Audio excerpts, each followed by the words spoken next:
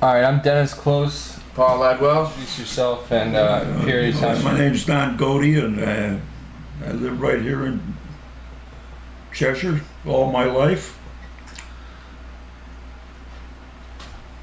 All right. 88 years here. 88 years. Yeah, Huh? I'm 88 years old. Yeah. Don, what was your position during World War II? What did you do? I was a tail gunner. Tail gunner.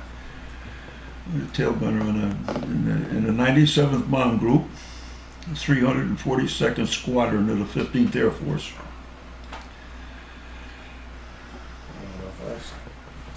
All right. Why did you join the service, or were you drafted, or how old were you? I enlisted. And You enlisted. see, now the way you could tell the difference between a draftee and an enlisted man. Yeah. Well, what was the difference? The numbers, your serial number. No kidding. All draftees' numbers began with 3. Enlisted man began with a 1. Mine was 111-01529. I'll never forget it. Yeah. Oh, What were you doing before you joined the service? I was an electrician's helper. My father was the electrician, and I was working over in Chandler and Evans in South Meriden, which was a military factory over there, but they made aircraft fuel pumps for airplanes and carburetors. And I was working there. I worked there for 10 months, 7 days a week, without a day off in 10 months. Wow. And one day I decided I'm going to take a day off. I took the day off. I went down to the Haven and enlisted. I come home and told my parents. My father says, "Well, what'd you do that for?" He says, "You got an exemption coming because I was working in the military factory." I said, "Dad, everybody, all my friends and all my buddies are gone. They're all in the service. There's nobody here anymore. I'm the only one that's left in town." Okay, he says, "When you leaving?" I said, "I'm leaving." This was on a Friday night. And I said, "I'm leaving Monday morning." Wow. Really?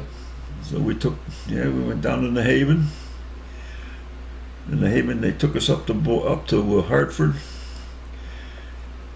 to the center up. There was a military center up there, and then they gave us all the physicals up there. Then they sent us up to Fort Devens later that night. And I was in Fort Devens for I think it was 3 days. The next thing I know, I'm on a train and I'm headed for Florida. 1,500 of us on the train. Really? It took us approximately 7 days to get to Florida. Wow. We were all over the place. We were out in Ohio one day. Really? Yeah, that's right. They just rerouted them to keep them off to keep them out keep out of the busy tracks. Yeah. So they kept bing, bing, bang all the way across the country down to the south. And that's where I ended up, down at Fort Myers, Florida. Is that where you did your basic training? I didn't do no basic training. I was enlisted in the Army, and I was in the Army. Oh wow. I had no basic training at all. The only basic training I got was with the sergeant would take us out once in a while and take us out between the barracks and march us up and down and show us how to march. And that's about the only basic training I ever had. Yeah. I didn't have any. How'd your parents feel about you joining the service? Oh, they didn't. They didn't really mind. No. My father was a veteran of World War I. Really? He was over in France, and he drove an ambulance over there during most of the time when he was over there during World War I. How old were you? I was 20, just 20 years old 20 and a half. My birthday was in January, and I enlisted in November. Was there a culture shock on your part, meeting people from all over the country? No, that didn't bother me. The guys that I were with down there, most of them, the 1,500 of us that were down there were all from New England. They went down to Fort Myers was a brand new place. They just built it. In fact, they were still building it when we came in. There was no mess hall. You ate out of mess kits. No drinking water. The water was, you couldn't drink the water. Well, you in Florida because it's got a sulfur base in it down there. Oh, really? And all the water came in and was dumped into these big canvas bags, and that's where you got your drinking water. What they call Lister bags. Which theater of combat would you have preferred to serve in, Europe or Pacific? Well, I served in Europe, so that's the one I preferred. Yeah, I wouldn't have. No, I wouldn't. I don't think I'd like the Pacific. It's too much over water. yeah. And that was kind of a dangerous thing about it. You're flying over water, and if you get hit over the target, and you're trying to get back home again, coming down in water is not an easy way of doing it. Yeah. Did you think that one theater was more important than the other? Or no? No, not really. I think no. One theater was just as vital as the other one was, except that one was in the Pacific and one was in Europe. Did you have to conjure hatred for the Germans or the Japanese, or did you just hate them naturally for what they did? The Japanese, yeah. I got no use for them. Yeah. Even to this day, he could be the fourth or fifth generation. I don't want anything to do with a Jap. Right. No. The Germans, they don't. They're not, that's a different story. Yeah. The fight, when we're fighting against the Germans, you're fighting against a different type of person than you were with the Japanese. The Japanese were sadistic people. Yeah. Boy, they treated the prisoner of wars over there brutal. Yeah. The Germans didn't. In fact, they used to segregate. If you got shot down and you got taken into a prison camp, you were put into what they call a Stalag. Stalag Luft. Mm-hmm. That's strictly for Air Corps men. Yeah. There was no infantrymen in there, no artillery, no nothing there. It was all Air Corps that was in there, and that's the way they handled it. They were pretty fair. Yeah. Don, tell us about your combat experience. Where did you see the most action, and is there one? All over Europe. All over Europe. Yeah. You can't name any part. The only parts of Europe that I never got over was Holland and Belgium and Poland. In fact, I think I was in Poland. So some of the oil refineries that they had there. Is there one experience that was the most dangerous that you have remembered? Yeah, Pulesti. Yeah. That was the oil fields in Romania. I don't know if you fellas ever heard of them places. Yeah. But that was the toughest target we had. That was the toughest target in Europe. Even the 8th Air Force would admit to that. Yeah. Yep. Yeah. They used to tell us during we go into interrogation in the morning when we get up, go to breakfast, and then go to interrogation, and that's all right. That's all right. And they tell us that when you went to Pulesti, there'd be anywhere up to 1,200 guns, Wow. the 88 millimeter guns down on the ground that could shoot at you. Really? So when Pulesti fell, there was over 2,000. It's almost close to 2,500 of them, guns down there. And you were flying right over? We knew that they were telling us a story because flying, when you flew over the place, you could get out and walk on that stuff. It was so thick. No kidding. Yep, and this is what, I got a piece of it here. This is what that's what flak looked like. That's what they used to shoot at us. Just so basically pieces of shrapnel? Yeah, that's shrapnel.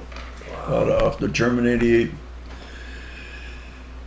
That came through and then up into the tail, up into the rudder, right over the top of me. Wow.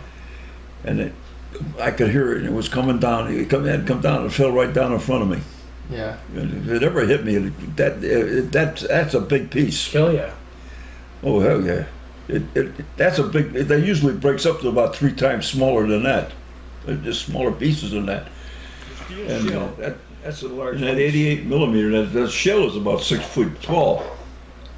Wow. And you were a gunner, right? Yeah. And they'd shoot that 88 millimeter gun was good for on the ground and straight up in the air. It would shoot straight up and it would shoot straight out this way and anything in between. That was the worst gun Wow. in the war. They had the best equipment. Yeah. Yep. Did you feel that your superior officers were trustworthy? Not, Oh yeah, not- they were great guys. They Yeah. were, yeah, every one of them was. Yeah, I had no problem with any of the officers. No. Did you have any contact with the SS troops? No, What was no, it like? no. I didn't have any contact with any of the German ground people. Yeah. And do you still carry any animosity towards your old adversaries? No, No. not towards the Germans anyway. Oh. Still the Japanese, yes, but not the Germans. No. They were fair fighters. They'd give you a break if you'd give them a break, you know. Yeah. Because I got credit for shooting down one, but I don't know if it was me that hit it or not. I couldn't tell you, but I was the closest one to it, so they gave it to me. Yeah. And sitting in the tail, there's a window right alongside of my head. I could slide it open, Yeah. and I slid that thing open, and I could stick my head out that window, and put my arm out there, and I actually I shot him down because to get the German to get out of this 109 German 109 Spitfire had to turn the plane upside down, and he falls out. Wow. He can't, if he's flying straight, he can't get out of that really get any safe way of getting out of it. He has to turn it over and come out that way, like dumping himself. Okay. And he turned it over and he dumped himself. He opened his parachute, and I stuck my arm out and I put my hand up and I waved. He was only about 200 yards away, and I waved, and I swear to this day, and I'm not lying, that he waved back. Yeah. He says, "Well, we'll see you some other day, fella." Yeah. Yeah. Yeah. Wow. All right, Donald. Thank you very much. I was never scared. I was never scared when I first got there. The first mission scared me. Yeah. 35 missions later, I was still scared. Yeah. But the first mission was to Vienna, in Austria, and we're going down the bomb run, and it was a P-51 fighter plane. What he was doing on the bomb run, I'll never know. And neither will anybody else, because he disappeared. Right. All of a sudden, he was there and then he wasn't. There was just a ball of smoke. He got a direct hit Yeah. of some kind from an 88, and it blew him right out of the sky. He never knew what hit him. No kidding. But from then on, they said, "Holy Jesus, you can get killed up here." Oh yeah. And yeah, that's the only time I was really scared. Did you ever come close to getting shot down, or Oh, I got shot down. you got shot? Yeah, shut down over Trieste, Italy, and it took us 3.5 weeks to walk back. Really? Wow. We walked all the way we walked about 1,200 miles. Really? One of the Italian families that we got acquainted with, there was 2 brothers there, and they could speak better English than you and I. They were from Chicago. No And they kidding. had gone over there to visit their family, going back to Italy to visit their family, and the war broke out and they couldn't get back out again. And they were stuck in Italy for the duration. Really? Wow. So they gave us all kinds of help. Oh, good. Yeah, they were great boys. Yeah. Yeah, they got us some clothes. Because the one thing that, you know, that well, I didn't lose mine, but all 10 of us got out, and two of the fellows lost their boots. When the parachute opens, yeah, I lost my boots. When you hit the ground, you're landing barefooted. You don't land with a pair of shoes on. You're barefooted, because when the parachute opens up, them boots are only slip-on, and they pop right off your feet. Yeah. The boots beat you to the ground. Really? And so I had my boots stuck inside my flight jacket. So when I got on the ground, I had a pair of shoes to put on to walk with. Yeah. But them other two guys, they had to walk for they walked a long way before they got a pair of dilapidated boots to put on. They walked barefooted. Yep. But that's the way it was. Now, were you guys hungry? Like, did you have food when you guys walked all the way through Italy? Or? Oh yeah, we got fed. They fed us all the way down. We walked down through the wine, mostly where the wine country is based. See that along the Adriatic Sea and down past Vienna, Yeah. and all down through there. That's all the wine country. Of course, they grow grapes over there. They got bunches of grapes hanging up that thing like 20 inches long. Wow. Oh, tremendous grapes. Yeah. Yeah, we saw them making the wine, and they made the wine just the way you see it done in the movies. Yeah. The women get in the thing and stomped on them, Oh, yeah. walked up and down on them. While the old man sat over there on the ground he's eating grapes, and the women were doing all the work. Yeah. But yeah, we had plenty of wine to drink. That's for damn sure. The only time we got bothered walking all the way back was when we got down to around Bologna, Italy, which is in the center of Italy. The combat MPs on our side challenged us, and we had to stand there for almost 2 hours with our hands behind the back of our head, Oh. and we did. And they said, "Don't you dare move," until they checked to find out. We gave them our serial numbers and where we were from and what group we were with, and as soon as they found out, everything was okay. After that, they took us back to their compound, gave us a feed that night. It was steak, potatoes. I don't know where the hell they got it from, but they had potatoes with steak and vegetables and all the trimmings. We got everything. Yeah. The next day they put us on a truck and they took us back down to Foggia. So you sat in the tail end of the plane. Yeah, And what kind of plane was that? should be 17 right there, right 17. there. And what kind of gun did you shoot? 50 calibers. They had two twins back there. They were tied side to. When you moved one, they both moved together. Yeah. But it wasn't a turret. It was a handheld gun. Yeah. You had to move it with your muscle power. No kidding. Heavy. So when you sat back there, you didn't sit like we're sitting right here now.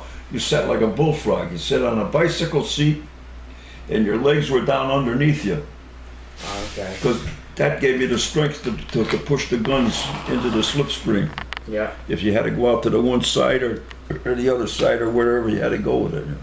Now, when you shot say you shot something on the ground and you shot at other planes, did you have to lead? How did you aim the gun? Did you have to lead it a little Oh bit? yeah, you had to lead them all. That's what you learned when you went to gunnery school. I went to 6 weeks of gunnery school down at Fort Myers, Florida.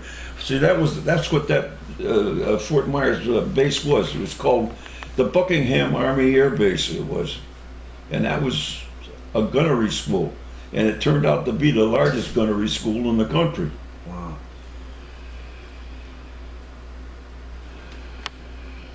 Now, did you have any ground combat? No.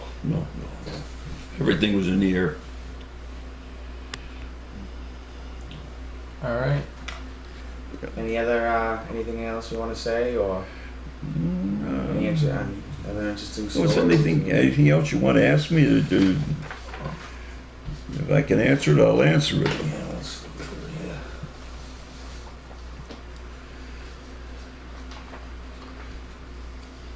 How did the people of Italy, France, Belgium, the Netherlands, or England and Germany treat you?